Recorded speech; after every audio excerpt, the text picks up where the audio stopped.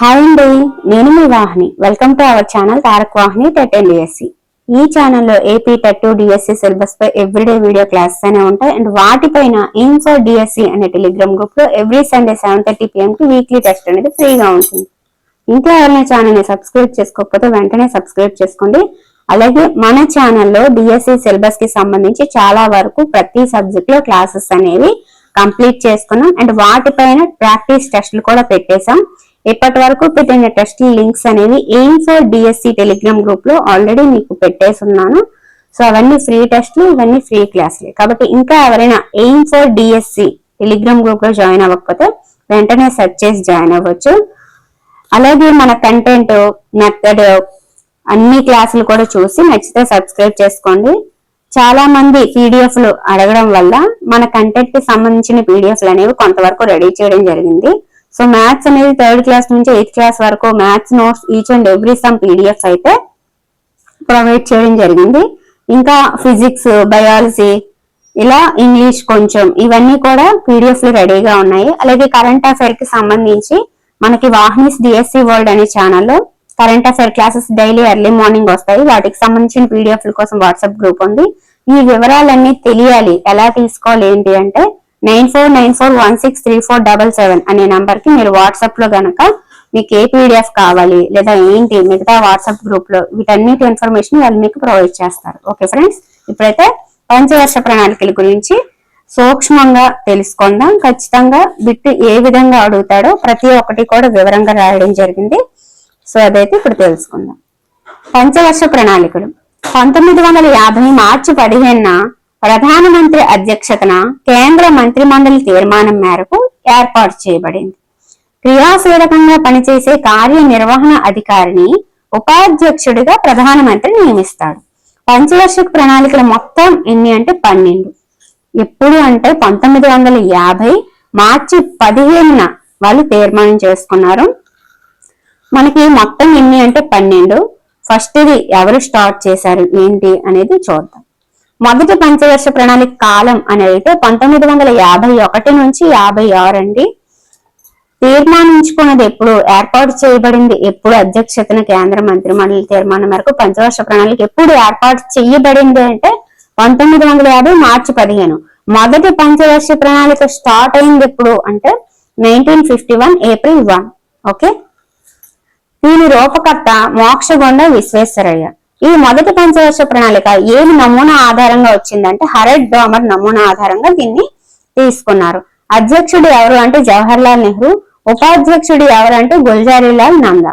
1951 April 1 Mokshagunda Visvesvaraya రూపకర్త, హరెడ్ damar నమూనా, జవహర్ లాల్ నెహ్రూ అధ్యక్షుడు, గుల్జారీలాల్ నందా ఉపాధ్యక్షుడు. 1951 to 56 మొదటి పంచవర్ష ప్రణాళిక.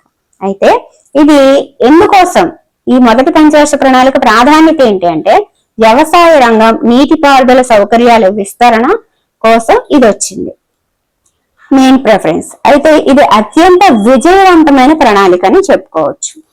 నెక్స్ట్ రెండో పంచవర్ష ప్రణాళిక 1956 to 61 టైంలో ఉంది. దీని నమూనా మహల్ నోబిస్ గారి నమూనా ఆధారంగా రెండవ పంచవర్ష ప్రణాళిక వచ్చింది. అధ్యక్షుడు నెహ్రూ, ఉపాధ్యక్షుడు విటి కృష్ణమాచారి. మరి రెండవ పంచవర్ష ప్రణాళిక ఎందుకు, దాని ప్రాధాన్యత ఏంటంటే భారీ పరిశ్రమలు, పారిశ్రామిక రంగం మీద దృష్టి పెడుతూ వచ్చిన ప్రణాళిక రెండవ పంచవర్ష ప్రణాళిక. సామ్యవాది నమూనా, మిశ్రమ ఆర్థిక వ్యవస్థ, వీటన్నిటి మీద కూడా ఇది దృష్టి పెట్టింది. దీనిని ధైర్యంతో కూడిన ప్రణాళిక అనడం జరిగింది. ఓకే, మూడవ పంచవర్ష ప్రణాళిక 1961 to 66 అన్నమాట. అధ్యక్షుడు నెహ్రూ, ఉపాధ్యక్షుడు సిఎం త్రివేది, అలాగే అశోక్ మెహతా. 63 వరకు త్రివేది ఉన్నారు, 63 నుంచి 67 వరకు అశోక్ మెహతా ఉన్నారు. దీన్ని అశోక్ మెహతా నమూనా అని అంటారు.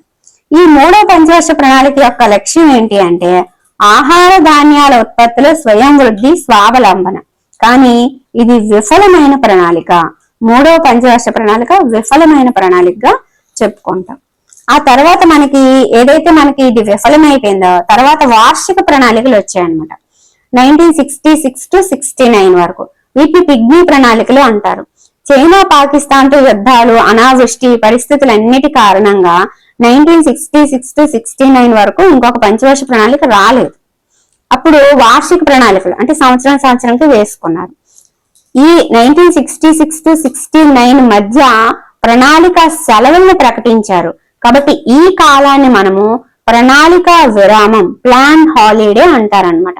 1966 to 69 ఈ కాలంలో నెహ్రూ, లాల్ బహదూర్ శాస్త్రి మరణించడం, చైనా పాకిస్తాన్ యుద్ధాలు ఇవన్నీ కూడా జరిగిపోయినాయి. కాబట్టి 1966 to 69 వార్షిక ప్రణాళికలు వచ్చాయి. ఈ కాలాన్ని ఏమంటారంటే ప్రణాళిక విరామం, ప్రణాళిక సెలవులు ప్రకటించిన కాలం అని అంటారు. నెక్స్ట్ 4వ పంచవర్ష ప్రణాళిక 69 to 74 అన్నమాట. దీని రూపకర్త ఎవరంటే డిఆర్ గాడ్గిల్, అధ్యక్షుడు ఇందిరాగాంధీ, ఉపాధ్యక్షుడు గాడ్గిల్, నమూనా అశోక్ రుద్ర అండ్ అలెన్ మన్నే. దీని ప్రాధాన్యత ఏంటి అంటే ఆర్థిక స్థిరత్వంతో కూడిన వృద్ధి 4వ పంచవర్ష ప్రణాళిక యొక్క ప్రాధాన్యత. ఇందిరాగాంధీ ఈ పంచవర్ష ప్రణాళిక టైంలోనే గరీబీ హటావో అనే నినాదం ఇచ్చారు.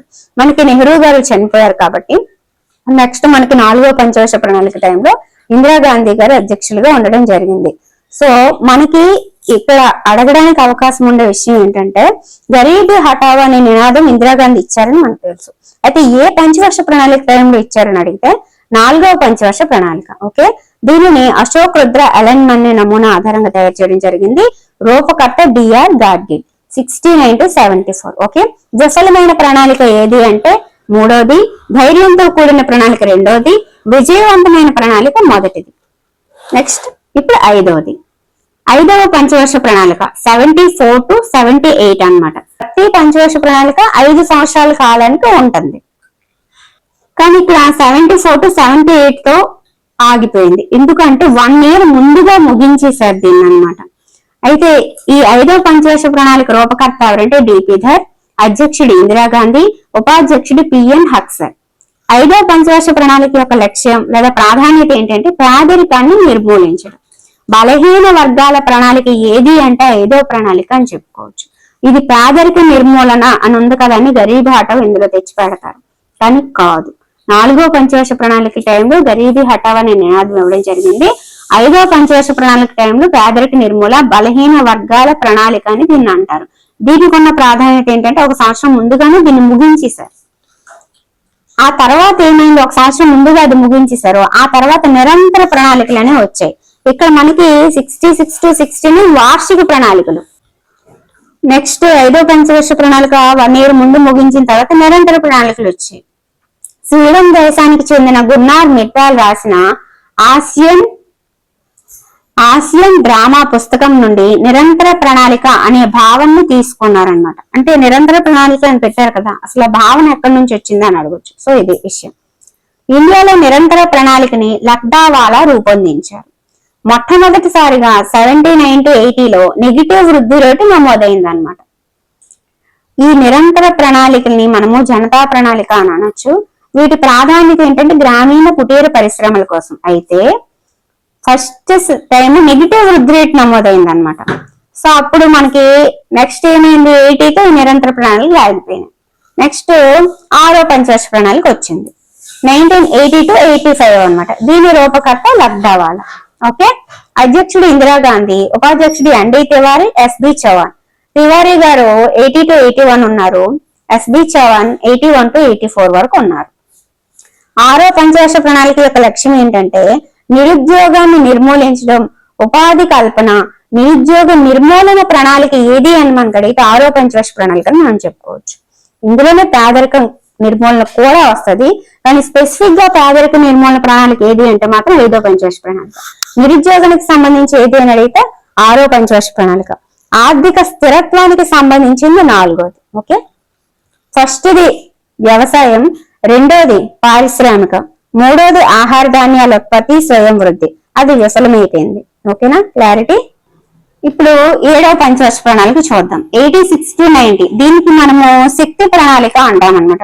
మీరు గమనించాలి, ఒక్కొక్క ప్రణాళిక ఒక్కొక్క పేరు రావడం జరుగుతుంది. ఓకే, ఈ 7వ ప్రణాళికని శక్తి ప్రణాళిక అని అంటారు. దీనికి అధ్యక్షుడు రాజీవ్ గాంధీ, ఉపాధ్యక్షుడు మన్మోహన్ సింగ్, నమూనా వకీలు బ్రహ్మానందం, లక్ష్యం ఆహారం, పని, ఉత్పాదకత, ఇవన్నీ కూడా అన్నమాట. ఓకే, నెక్స్ట్ వార్షిక ప్రణాళికలు మళ్ళీ వచ్చినాయి. వీటిని మనం పిగ్మీ ప్రణాళికలు అంటారని ఇందాకే తెలుసుకున్నాం. అయితే మనకి ఏదైతే ఇక్కడ మనకి గమనించాలి, 66 to 69 ఉన్న కాలాన్ని ప్రణాళిక విరామం, ప్రణాళిక సెలవులు అని అన్నాం. ఎందుకంటే మనం తీసుకున్న విరామం అది 66 to 69. కానీ ఇక్కడ 90 to 92 ఈ 2 years అనేది అదే వచ్చింది. కాబట్టి ఈ కాలాన్ని అనధికార సెలవుగా పరిగణిస్తారనమాట. 1991లో మన్మోహన్ సింగ్, పివి నరసింహారావు ఆధ్వర్యంలో నూతన ఆర్థిక సంస్కరణలు అనేవి ప్రారంభమయ్యాయి. ఓకేనా, ఇక్కడ మళ్ళీ గ్యాప్ వచ్చింది. నెక్స్ట్ 8వ పంచవర్ష ప్రణాళిక 92 to 97 అన్నమాట. దీనిని సూచనాత్మక ప్రణాళిక అని అంటారు. అధ్యక్షుడు పివి నరసింహారావు, ఉపాధ్యక్షుడు ప్రణబ్ ముఖర్జీ, నమూనా ఎల్పిజి నమూనా. దీనిని రావ్ మన్మోహన్ నమూనా అని అంటారు. ఈ 8వ పంచవర్ష ప్రణాళిక లక్ష్యం ఏంటి అంటే మానవ వనరుల అభివృద్ధి. ఓకేనా, మానవ వనరుల అభివృద్ధి 8వ పంచవర్ష ప్రణాళిక. మరి 7వది ఏం చెప్పాను? ఆహారం, పని, ఉత్పాదకత. ఓకేనా, మనకి అక్కడ 60s లో వచ్చిన వార్షిక ప్రణాళికలు ఏంటి? ప్రణాళిక విరామం 66 to 69. ఇదేంటిది? అనధికార సెలవు 90 to 92. Okay, 90 to 92. నెక్స్ట్ 9వ పంచవర్ష ప్రణాళిక చూద్దాం.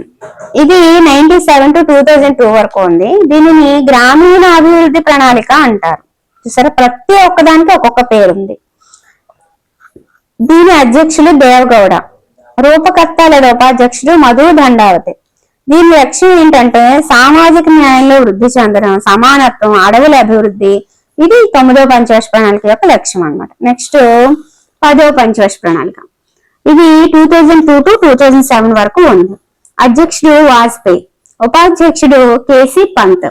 నమూనా బ్రిడ్లాండ్ నమూనా. దీని లక్ష్యం ఏంటి అంటే జనాభా, సమానత్వం, సాంఘిక న్యాయం లేదా సామాజిక న్యాయంలో ప్రాంతీయ అసమానతను తగ్గించడం దీని లక్ష్యం అన్నమాట. ఇది 10వ పంచవర్ష ప్రణాళిక. ఈ టైంలోనే ఉపాధి హామీ పథకం అనేది అనంతపురం జిల్లా బండ్లపల్లిలో స్టార్ట్ చేశారు 2005లో. ఏ పంచవర్ష ప్రణాళిక టైంలో ఉపాధి హామీ పథకం స్టార్ట్ అయింది అని అడగొచ్చు. 10వ పంచవర్ష ప్రణాళిక. ఎందుకు ఇంతగా చెప్తున్నానంటే ఇప్పుడు మనకి ఉపాధి హామీ పథకం పేరు మార్చేశారు. సో దాని యొక్క శాతాలు అంటే రాష్ట్రం, కేంద్రం ఇచ్చే వాటా శాతాలు మార్చారు. కాబట్టి స్టార్టింగ్ ఎప్పుడు స్టార్ట్ అయింది ఏంటి అనేది కూడా గుర్తు పెట్టుకోండి. సో ఉపాధి హామీ పథకం అనంతపురం జిల్లా బండ్లపల్లిలో 2005లో 10వ పంచవర్ష ప్రణాళిక టైంలో వచ్చింది. నెక్స్ట్ 11వ పంచవర్ష ప్రణాళిక 2007 నుంచి 2012 వరకు ఉంది. దీనిని మనం విద్యా ప్రణాళిక అని అంటాము. అధ్యక్షుడు మన్మోహన్ సింగ్, ఉపాధ్యక్షుడు లేదా రూపకర్త మాంటేజ్ సింగ్ అహ్లూవాలియా. దీని లక్ష్యం ఏంటంటే సమ్మిళిత విద్య. ఓకే, ఇప్పుడు 12వ పంచవర్ష ప్రణాళిక లాస్ట్ది 2012 నుంచి 17 అన్నమాట. యాక్చువల్ గా మనకి ఇది 2012 నుంచి 17 వరకు ఉండాలి. కానీ మనకి 2017లోనే దీన్ని తీసేసి నీతి ఆయోగ్ రావడం అనేది జరిగింది. ఆ నీతి ఆయోగ్ కి ఫస్ట్ మన ప్రధాని గారు అధ్యక్షుడిగా ఉన్నారు. ఆ తర్వాత ఉపాధ్యక్షుడిగా ఫస్ట్ నీతి ఆయోగ్ ఉపాధ్యక్షుడు ఎవరంటే అరవింద్ పనగారియా. ఓకేనా, ఇప్పుడు ప్రెసెంట్ నీతి ఆయోగ్ కంటిన్యూ అవుతుంది. ఓకే, ఇప్పుడు 12వ పంచవర్ష ప్రణాళిక చూద్దాం. అధ్యక్షుడు మన్మోహన్ సింగ్, రూపకర్త ఉపాధ్యక్షుడు మాంటేజ్ సింగ్ అహ్లూవాలియా. లక్ష్యం ఏంటంటే సత్వర సుస్థిర సమ్మిళిత వృద్ధి. ఓకేనా, ఇది మనకి 12 పంచవర్ష ప్రణాళిక. మనకి ఇందులో కాస్త అడగడానికి అవకాశం ఉండేవి. ప్రజా ప్రణాళిక ఎంఎన్ రాయ్, గాంధీ ప్రణాళిక రూపకర్త శ్రీమన్నారాయణ, సర్వోదయ ప్రణాళిక రూపకర్త జయప్రకాష్ నారాయణ. ఇవి ఎక్కువగా వినిపించేవి అనమాట. సో ఆర్థిక ప్రణాళిక అనేది ఉమ్మడి జాబితాలో కలదు. ఓకేనా, ఇదన్నమాట విషయం. ఇక్కడితో మనకి 12 పంచవర్ష ప్రణాళికలు, వాటి యొక్క ప్రాధాన్యత, వాటిని రూపకర్త ఎవరు, అధ్యక్షుడు, ఉపాధ్యక్షుడు, దాని నమూనా ఏ నమూనా ఆధారంగా వచ్చింది, దానికి ఉన్న సపరేట్ పేర్లు ఏంటి, దాని లక్ష్యం ఏంటి, ప్రతి ఒక్కటి కూడా మీకు వివరంగా చెప్పడం జరిగింది. ప్రతి ఒక్కదానికి ఉన్న పేరు, ఎక్కడెక్కడ ఎంత గ్యాప్ వచ్చింది, ఒక సంవత్సరం ముందుగా ముగించిన ప్రణాళిక ఏంటి అనేది కూడా మీకు వివరంగా చెప్పడం జరిగింది. సో ఇక్కడితో మనకి పంచవర్ష ప్రణాళికల కోసం ఇన్ఫర్మేషన్ అయితే ఇవ్వడం జరిగింది. ఓకేనా, థ్యాంక్ యూ.